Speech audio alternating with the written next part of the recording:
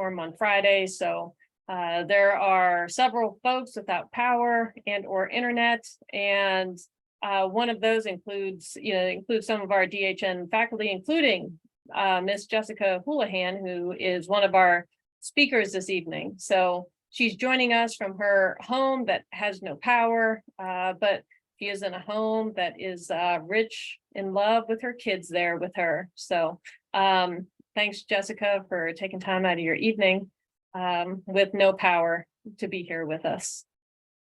All right. So to get into the nitty-gritty of this presentation, so what you can expect, just let me give you the intro of who I am, is Dr. Dawn Brewer. I'm the Director of Graduate Studies, and I believe I've been in communication with a few of you that are on this Zoom tonight.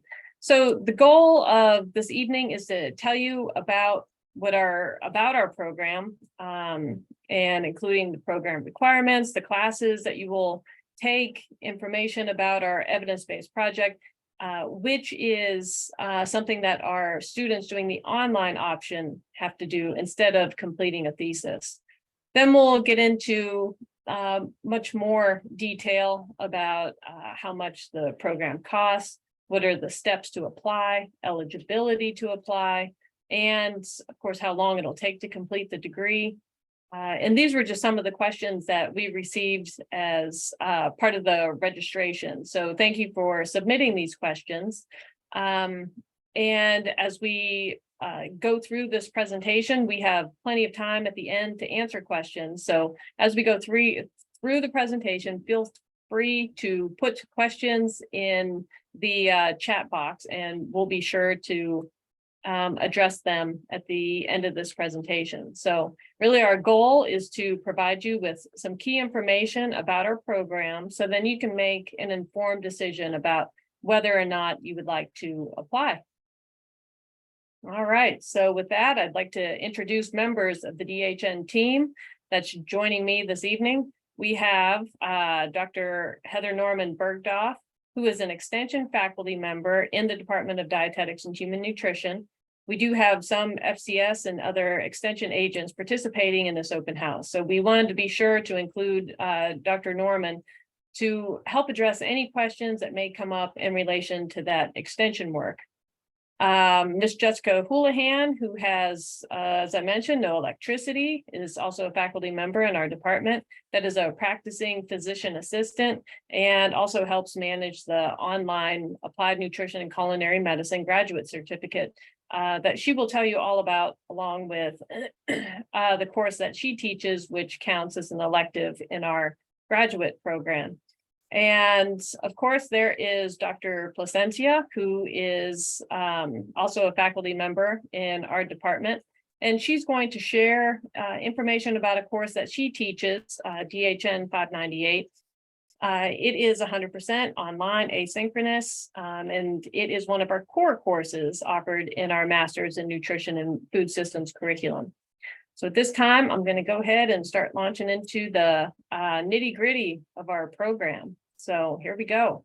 The Master's in Nutrition and Food Systems program consists of 36 total credit hours that are 100% online that you can complete at your own pace. The classes are offered, all of them, asynchronously, which means that you can complete your coursework at any time of the day or night that works for your schedule. You can also take up to 12 credit hours per semester. So courses are offered in the fall, spring, and summer sessions, and this means that you can complete the degree in as quickly as 12 months, or you can take as few as one course per semester. It truly is whatever works best for your schedule.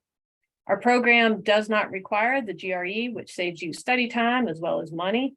And rather than completing a thesis, students completing the online program, they do an evidence-based practice project, which I will talk about in several slides from now. So just to talk a little bit more of those 36 credit hours, 18 of those credit hours Our core classes that include topics like nutrition and food systems, chronic disease management, advanced community program development, and global foods, diet and culture. Our online program also allows flexibility in taking 12 elective credit hours offered through our department and/or from other related disciplines. So in DHN, we offer graduate elective coursework in obesity, food-related behaviors, culinary medicine, and several more. So our students also take elective courses from departments such as kinesiology, communications, public health, sociology, sustainable ag, and other disciplines.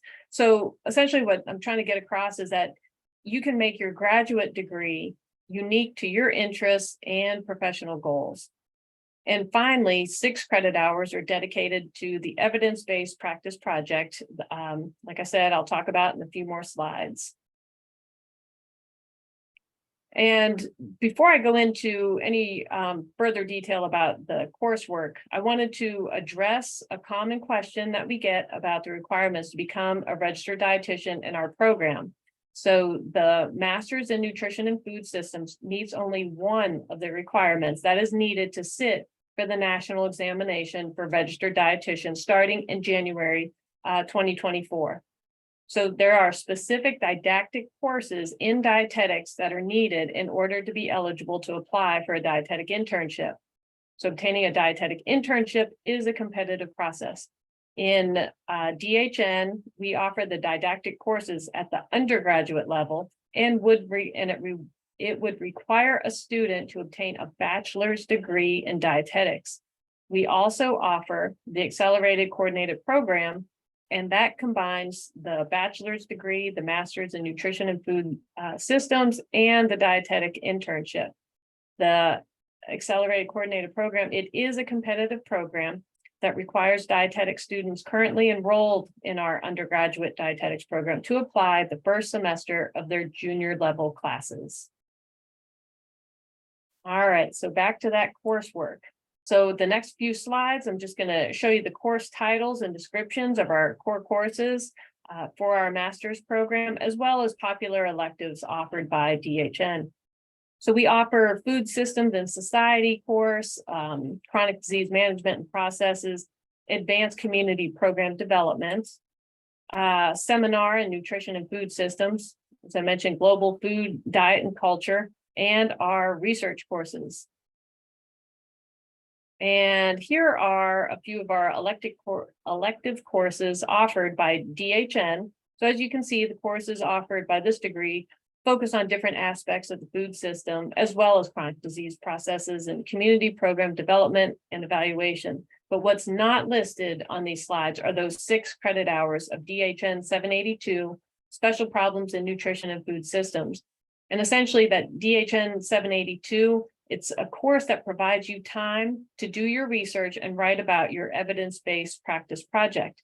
There are no exams associated with that DHN 782, and the assignments are associated with your evidence-based practice project. So it's really just trying to help you get organized and give you structure and give you time to work on that evidence-based practice project. And as promised, here we are, details finally about that evidence-based practice project, or EBP. So throughout the online master's experience, the online students will complete an evidence-based practice project that has been developed based on your professional or your personal interests. So the EBP project experience provides students with research skills they need to deliver services using the highest level of evidence-based practice. So this project takes into consideration the scientific evidence, the expertise of health professionals, and the needs of stakeholders.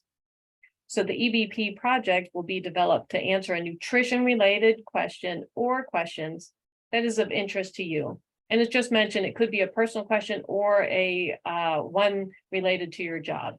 So a question can be developed to answer a question in the clinical, community, or food service settings.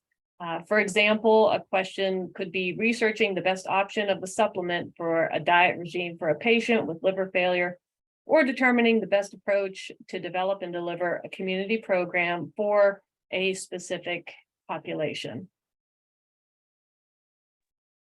A bit more about the EBP, in case you're nervous about the process. We do assign a faculty mentor to the student to guide them through the EBP process. And along with the mentor, there'll be 2 other committee members that will help with reviewing your work.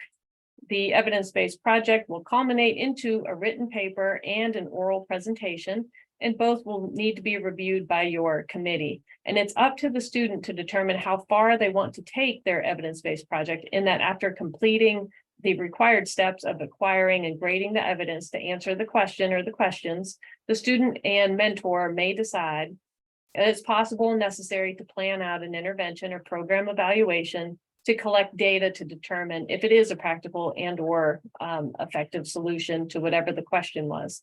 But each student will develop a question, acquire and grade the evidence, and answer their questions. So you don't necessarily have to go on to program evaluation or intervention implementation.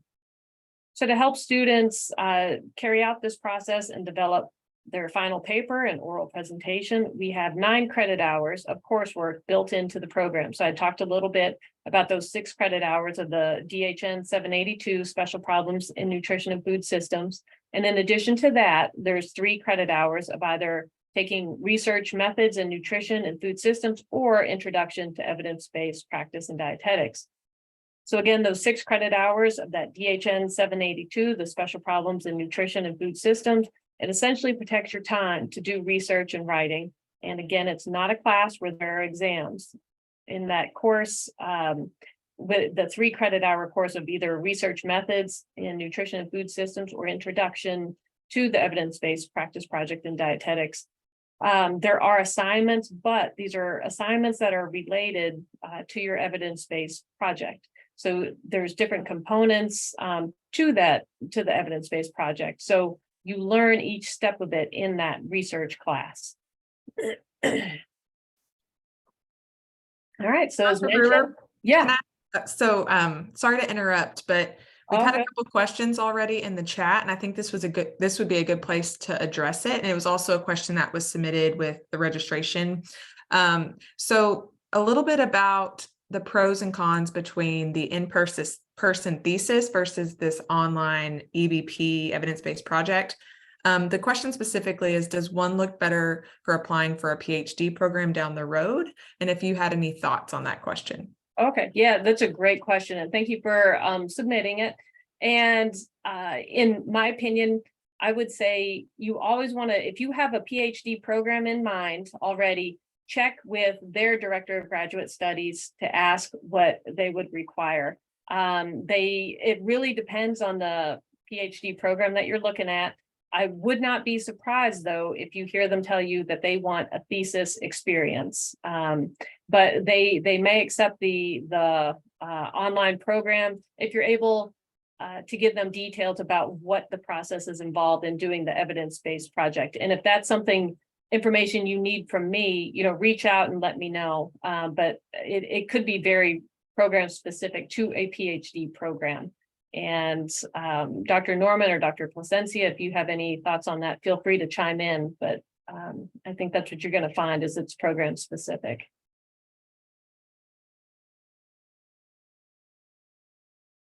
Okay. Anything else, Dr. Norman, at this time? I think we're good right now, so let's keep rolling. All right, awesome. Thank you. Okay. So this slide is showing some sample timelines for the master's program. So as mentioned at the beginning of this presentation, the online students have a great deal of flexibility in their course order, the hours per term, and of course, asynchronous assignments. So provided here are potential options across either 12, 18, or 24 months. And students can also elect to just spread their courses out further, only taking 1 class per session. Again, it's really, truly up to the student and what works for their schedule. All right, so now I just wanted to give you an idea of some faces to the graduate faculty members. And some of these folks can serve as mentors for either the in-person master's program or the online program. So please visit the DHN faculty webpage to learn more about their research interests. And I just wanted to point out that this is our department chair, Dr. Tammy Stevenson, and of course there I am. Here are other faculty members. There's Ms. Houlihan, who's on here tonight. And there is Dr. Norman, who's running our technical assistance and fielding our questions. And here is Dr. Placencia, who we are actually going to hear from next. And she's going to talk about her course, DHN 598, which serves as a core course in as part of those 36 credit hours, specifically within the 18 hours of those core courses. So Dr. Placencia, as you need me to advance slides, just tell me next slide. Will do. Thank you so much. So I teach a course called Global Foods, Diet and Culture. In this course, we have several goals, particularly in helping students understand the different perspectives, the different global perspectives that food and nutrition impact in relation to health. We look at how culture relates to food choices, behaviors, and nutrition status. And we also explore some strategies towards disease prevention and interventions, and generally looking at how different things work for different cultures. So we often think about diet quality, and diet quality for one culture might not be the same as a different culture. So we explore some of these concepts. Next slide.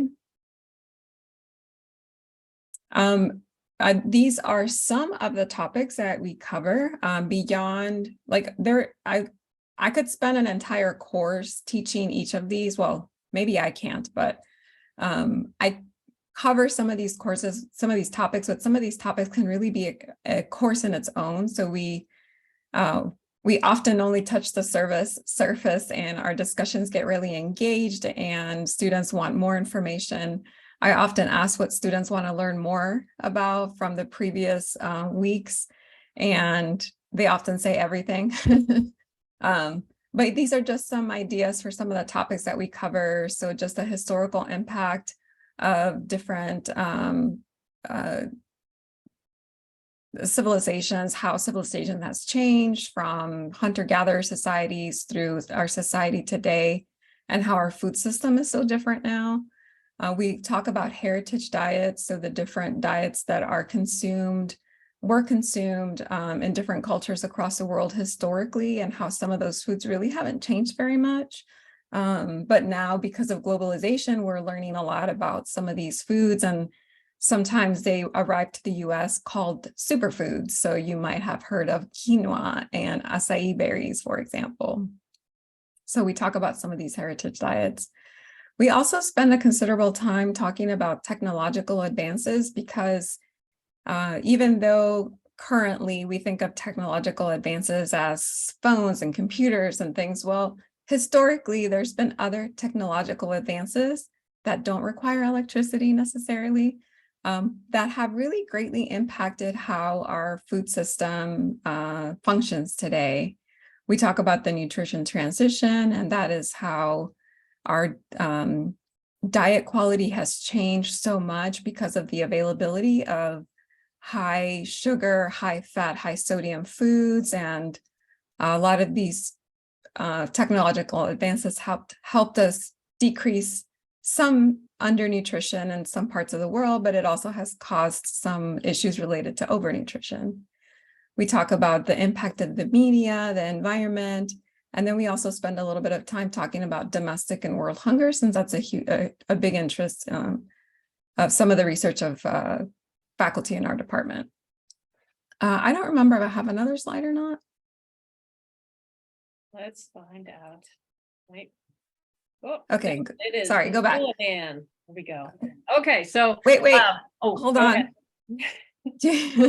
So the thing that I was going to mention is that the way that I deliver this course is asynchronous, and we have weekly modules, and you have different activities for each of these different topics. So students, the three major parts of the course include critical thinking problem set. So I designed these questions and have you all watch videos or read articles and then answer questions that require really critical thinking. And sometimes that there is no answer, but it's just really to engage you in the discussion.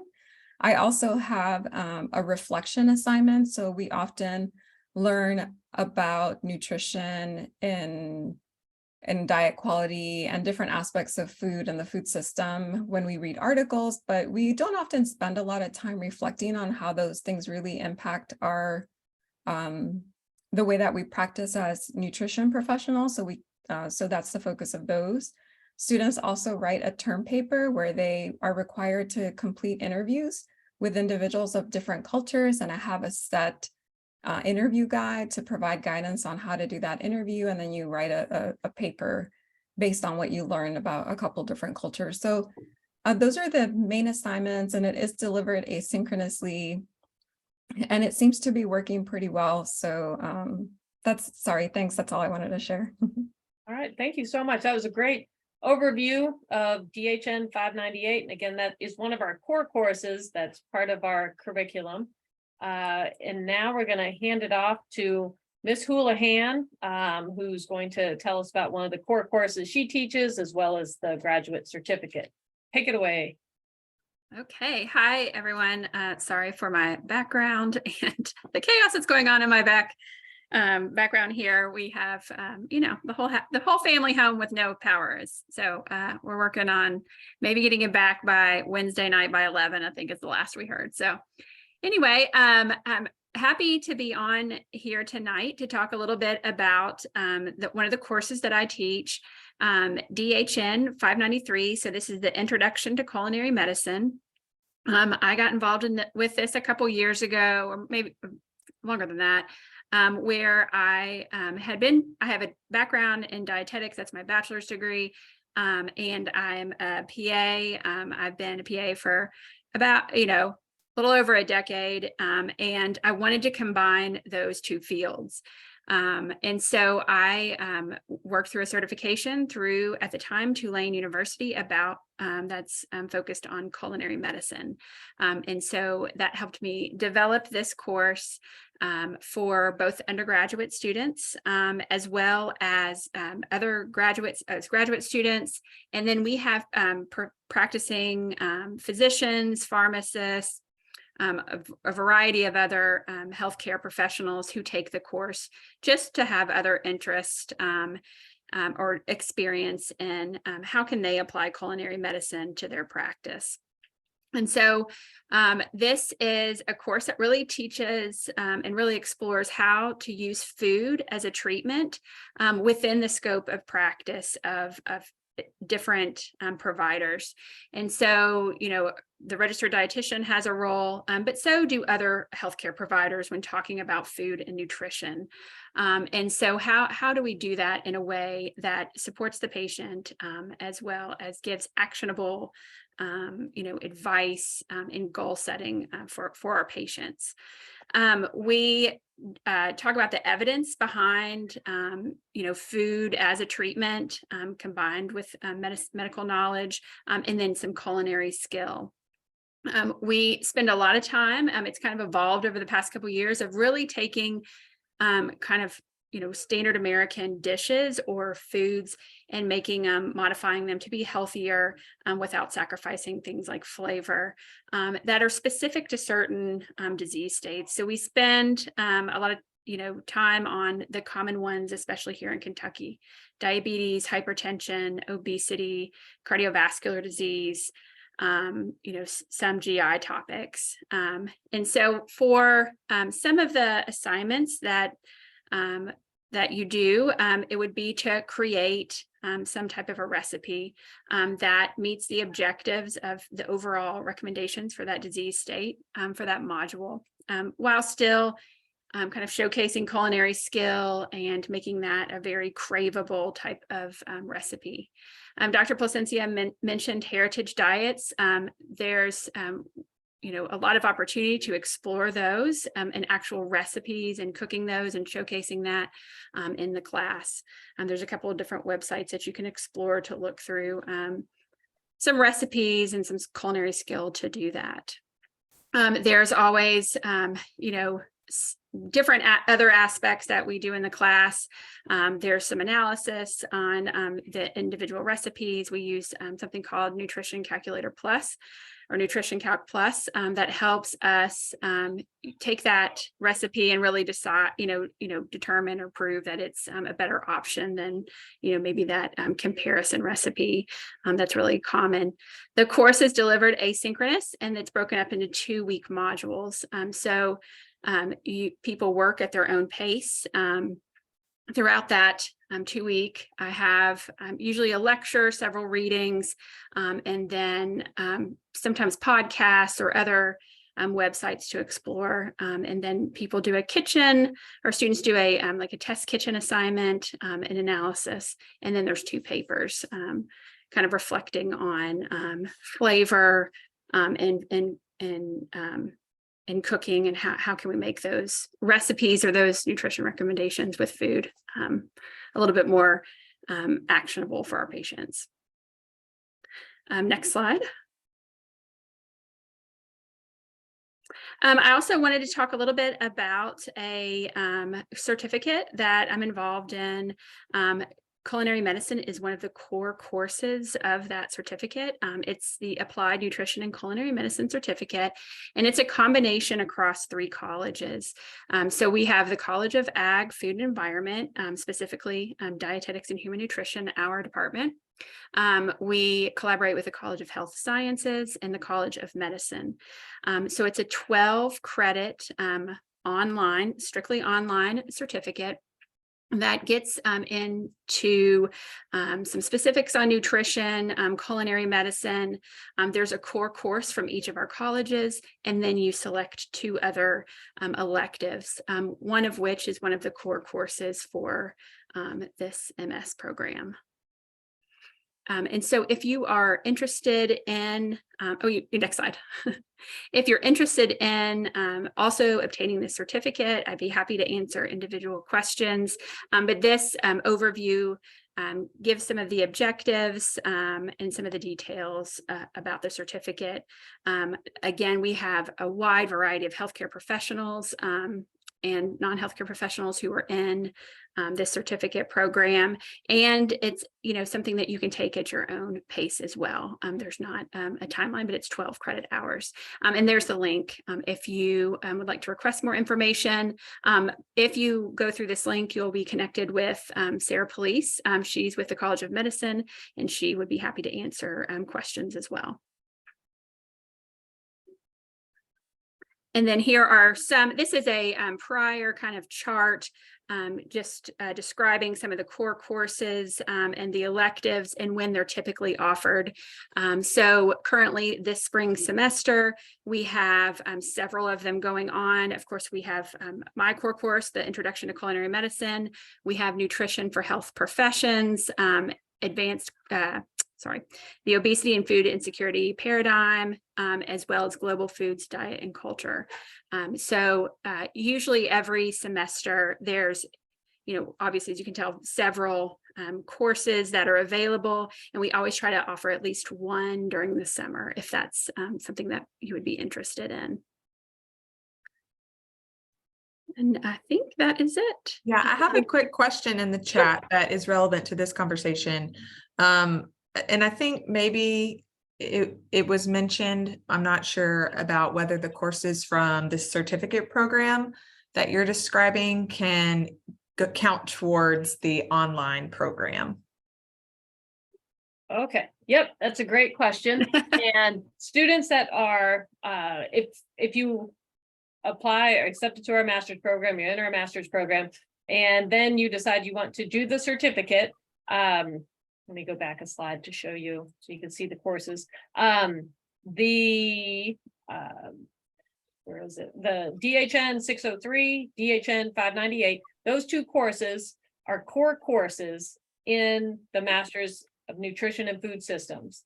And then also part of the certificate, you have these other ones, and those can serve as electives, those 12 credit hour electives that is part of the Masters in Nutrition and Food Systems. So the idea is that when you enroll in the MS-NFS, the Nutrition Food Systems degree, and you decide you want to do this graduate certificate, it fits really nicely because some of the courses required by the certificate, they can count in different pockets of the master's.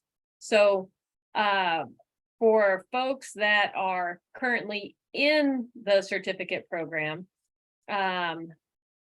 there can be the opportunity to apply for our program before the degree is obtained, to then use those courses towards that degree. And that is the information that we have at this time about the degree and the certificate program. And hopefully that clarifies some questions. And I saw a question in here about the ACP. And if you can do the ACP or do the master's in nutrition and food systems and go back and do the ACP, or do the ACP and then the master's, but I think it was do the master's first, then do our accelerated coordinated program.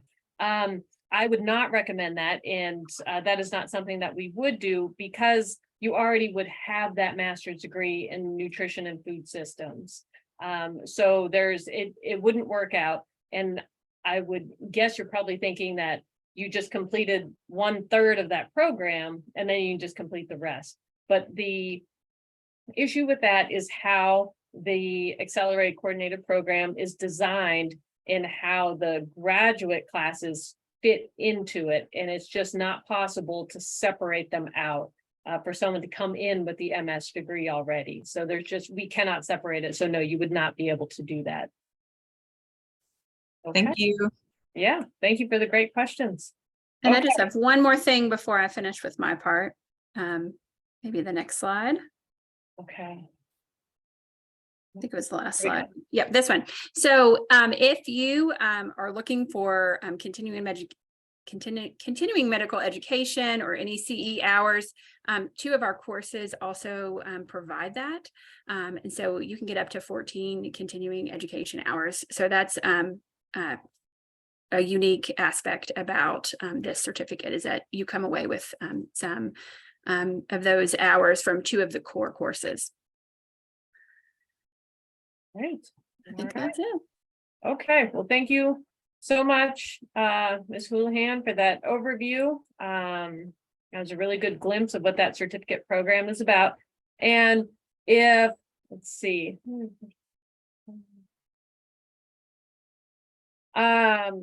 Let's see, as far as I see that question in the chat, and I'm gonna ask you, I think that's, let's see, I'm gonna ask that, and that is a question that I'm looking into, and I'm waiting for a response by the graduate school. So I'm not going to try and answer that question right now because I don't have the answer, but I am looking into it.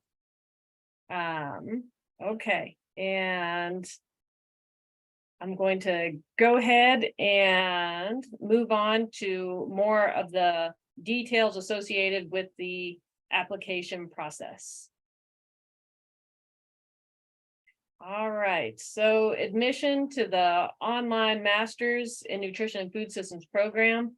It's selective and it is competitive. So competitive applicants demonstrate that they can work independently as well as with a team, and that they can be successful in responsibilities while managing different commitments. So these are important attributes because the online students tend to be working while taking their online courses.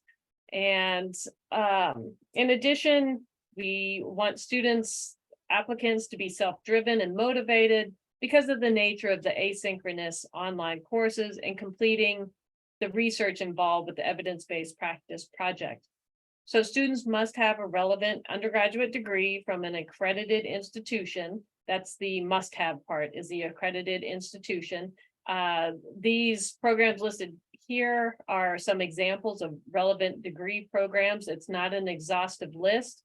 You might be on the Zoom now thinking that I don't have a degree in any of those. I have a theater degree.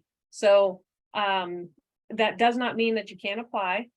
So For those folks that don't have a relevant degree, we might ask for the applicant to complete prerequisite courses such as nutrition, physiology, or biology courses as deemed necessary by the DHN Graduate Program Admissions Committee. So a minimum GPA of a 3.0 is required with conditional admittance considered. So that meaning that if you're close to a 3.0, if you have a good application, aside from that, it could be considered for admittance. You just might have a conditional admittance.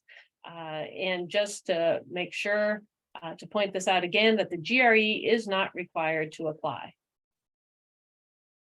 All right, so once you select online MS degree from our department's homepage, you'll come to this page, and when you scroll to the bottom, and you will see that under the admissions requirements section, there is a button where this red arrow is pointing that says apply today. So once you click on that, you'll see this page populate, and these show the steps of how to apply. And these are the documents that you'll need to upload as part of the application process. So I just wanted to talk a little bit about a few of those documents. So we'll start with the transcripts. So a common question I get about transcripts is about if they need to be official at the time that you submit. So when you submit your application, you can submit unofficial transcripts, but if you are accepted to the program, then you must submit your official transcripts. The professional writing sample, that can be something from a school project or a manuscript that you are a lead or co-author on. In the event that it's been several years since you've been out of school, and you may not even have the technology anymore to access those old projects. So instead, include something that you've written as part of your job, like a newsletter, a presentation, a guidance document, things along those lines would suffice. For the statement of purpose, you do not need to have your project idea developed or a mentor picked out. But what you do need to do is address the points outlined in number 8 of the application document. So that includes your background, your preparation for graduate school, your goals for pursuing a graduate degree, and your career goals. And then if applicable, include English language test scores. English speaking international countries do not require these test scores. If you have a question about this, then just feel free to reach out and ask me, or a question about any of the steps involved or the documents involved in the application process. Feel free to reach out. As far as the letters of recommendation, 3 letters are required. They should include people that can speak to your academic capabilities as well as your work performance. An automated recommendation request will be sent to the email address that you enter into your application. So it's not something that you have to send. You just need to put in your recommendation writer's email address in your application. And then once your application is received, it'll be reviewed by the DHN Graduate Admissions Committee. And then if accepted, your application will then be reviewed by the graduate school. And if all eligibility requirements set by the department and by the graduate school are met, then the graduate school will notify you of your acceptance. Sorry, the whole process could take about 3 to 4 weeks.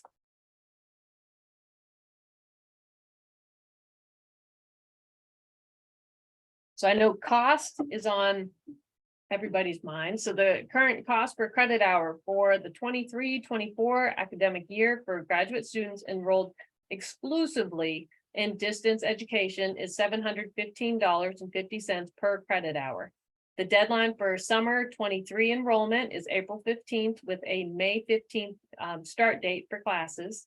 The deadline for fall 23 for the application is July 21st with an August 21st start date with classes. So on this slide, I included a link to the tuition and fees page for the University of Kentucky. So be sure to look for tuition rates associated with graduate students enrolled exclusively in distance education courses. And then below that is a link to key deadlines and dates in case you need a review of when application is due, when class and when classes start. And I wanted to make sure and highlight this and provide a link, but the department does not offer assistantships to online students. So earlier somebody had asked about the difference between online and in-person master's program. This is another big difference. Our in-person students, because they serve as teaching assistants or research assistants, they are eligible for assistantships. Online students are not, and they're the ones that complete the evidence-based project. The in-person students do the thesis. So those are the two major differences. If financial aid is needed, I did provide the link to UK's Office of Student Financial Aid and Scholarship. So you can go there to find more information about scholarships and loans. All right, so now we've reached the end of our formal presentation, and I'm happy to field any questions. I thank you very much for your attention, and Dr. Norman is going to continue to help organize those questions that have been asked. And if anything pops into your head, if you want to voice them, feel free, or put them into the chat. So I think we're all caught up as of now with questions that are in the chat, but we do have a few that were submitted with from people who, when they registered, and so I want to be sure that we touch on those.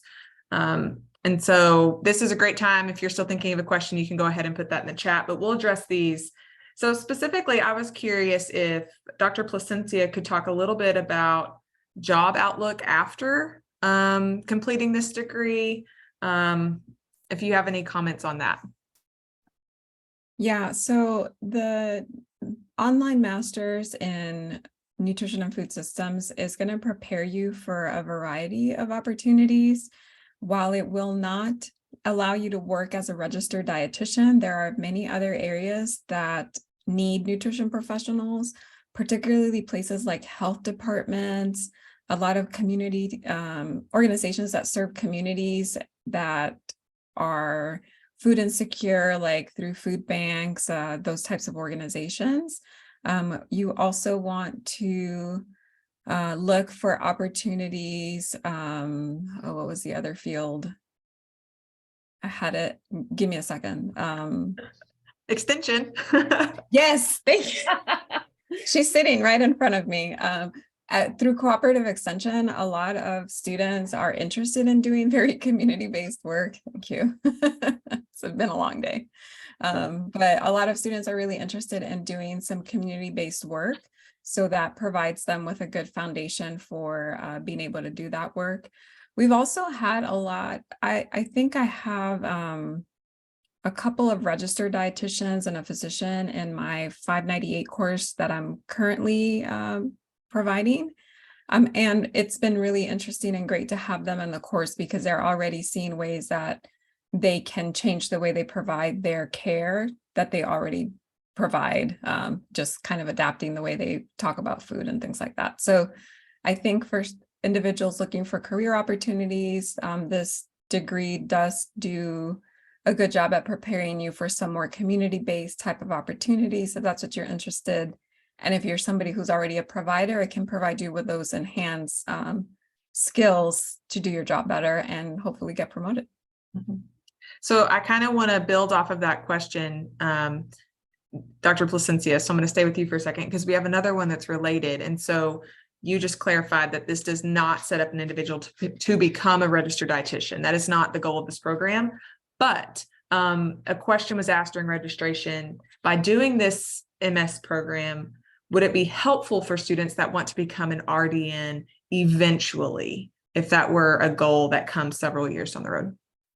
Absolutely. So one of the things that, and Dr. Brewer can also provide some information on this. So in order to become a registered dietitian, you have to have specific didactic courses that are at the undergraduate level.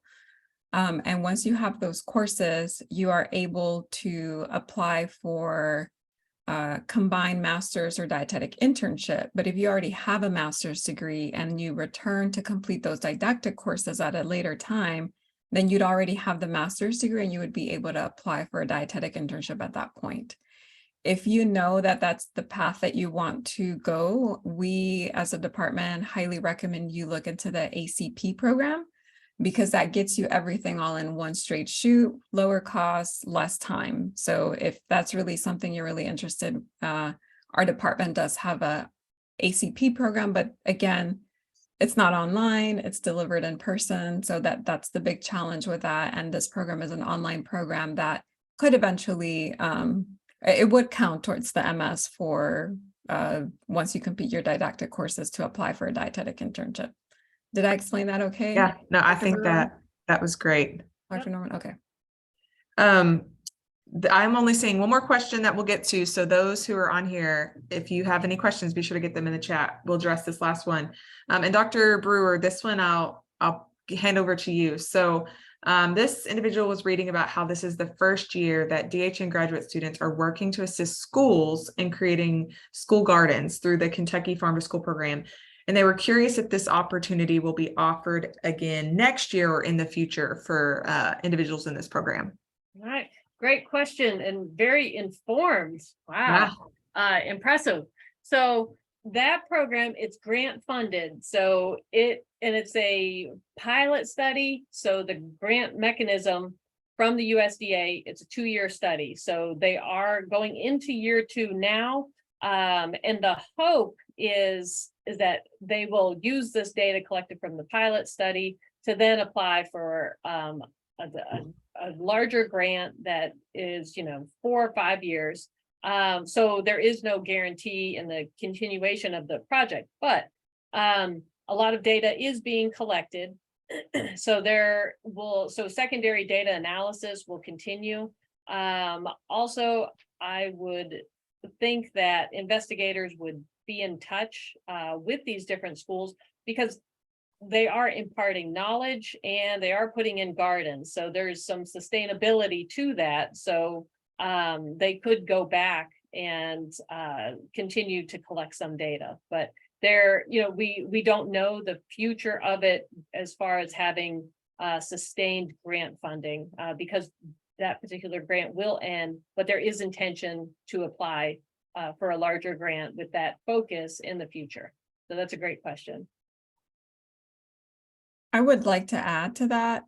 That question specifically, I think, is about opportunities for graduate students who are in person. We have a lot of different faculty doing all different types of research. Some faculty do research that is delivered exclusively through a virtual format. So while some of these opportunities might only be offered to graduate students who are in person, there are several of us, including myself, who do virtual interventions. So there might be opportunities to get involved with those if they get funded. So definitely look at what different faculty are doing, do a little bit of research on that, and see if there's any faculty member whose research would align with your interests for your evidence-based project, and you could possibly get involved that way. And I'll just add too, from the extension perspective, we have 4 extension faculty into the department, 1 who will be retiring this summer, but there are 3 others who work with graduate students and who would be available to have these evidence-based projects. And there's a lot of opportunities for creativity when thinking about tailoring courses and projects to kind of fit even your specific needs at the county level in which you work. So again, these are just conversations that we can have once you get into the program and kind of figure out your specific path. So really we can kind of meet everybody's needs. We do have one question that's popped into the chat, and I think Dr. Brewer, Dr. Placencia, either of you would be great to address this. So this individual is looking to become a registered dietitian, but their undergraduate degree is in biology with a minor in chemistry, and that is me also. Should they go ahead and take those didactic courses and then apply to the MS degree when that registered dietitian is their ultimate goal, and they're just trying to figure out the best path to get there? Dr. Placencia, you want to take that one? Sure. Let's see, Heather. So Heather Robinson, yeah. My recommendation, if your ultimate goal is to become a registered dietitian, we don't want you to reinvent the wheel or try to piecemeal something together. We have a great program in our department, the Accelerated Coordinated Program. Maybe somebody can pop in Dr. Combs's contact information in there. I'll do that now. Particularly with your minors or your major and your minor biology and chemistry, you already have quite a few prerequisites for the DPD didactic coursework.